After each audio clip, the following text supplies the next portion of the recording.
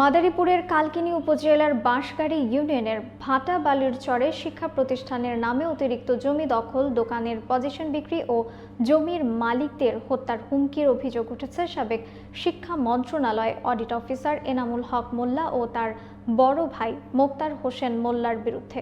এনামুল বর্তমানে শরীয়তপুর বঙ্গবন্ধু সরকারি কলেজের সহকারী অধ্যাপক। বিস্তারিত থাকছে আশরাফুল রহমান হাকিমের প্রতিবেদনে। শনিবার দুপুরে ভাটা বালি চরের স্কুল মাঠে জমির মালিক ও এলাকাবাসী বিক্ষোভ করেন। জমির মালিক সবুজ মোল্লা অভিযোগ করে বলেন, স্কুলের প্রয়োজনের তুলনায় অধিক জমি দখল করে সেখানে ব্যক্তিগত দোকান নির্মাণ করা হয়েছে এবং পজিশন বিক্রি করা হচ্ছে। বাধা দিলে তাকে হত্যার হুমকি দেওয়া হয়। তিনি দ্রুত দখলমুক্ত ও আইনি ব্যবস্থার দাবি জানান। অভিযুক্ত এনামুল হক মোল্লা তার বিরুদ্ধে আনা সব অভিযোগ অস্বীকার করেছেন। এলাকাবাসীর দাবি, শিক্ষা প্রতিষ্ঠানের আড়ালে জমি দখলের মতো অনিয়ম বন্ধ করে দোষীদের শাস্তি নিশ্চিত করতে প্রশাসনের হস্তক্ষেপ প্রয়োজন। পৈতৃক সম্পত্তি বিআরএস রেকর্ড আছে, এসএ রেকর্ড আছে, সবই আমার কাছে কাগজপত্র। এই জমিটা আমরা বাজারে জন্য আমরা দিয়েছি, আর এই বলে আমরা স্কুলে যতটুকু সম্ভব আমরা সবাই সম্মিলিত হয়ে আমরা স্কুল প্রতিষ্ঠান করার জন্য আমরা এই জমি আর এমনি দিয়েছি, কিন্তু শেষ দিয়ে দিয়েছি।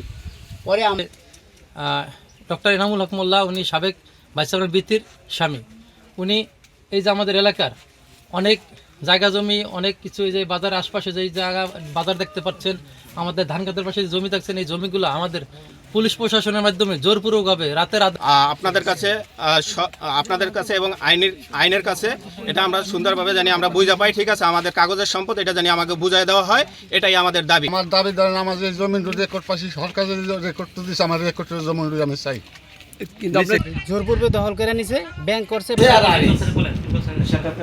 তাদেরও জমি আছে, ওই জন্য আমরা তারা খাইতেছে, ওই ধান লাগাইছে, তাদের জমি আছে 10 টাকা জমি হয়েছে। যারা দেশের মালিক তাদের দিকে আমি দলিল করছি, ছাপকলা করছি, ছাপকলা করে এটা আমাদের নামে নেওয়া, তারপর আমরা স্কুলের নামে দিয়ে দিয়েছি।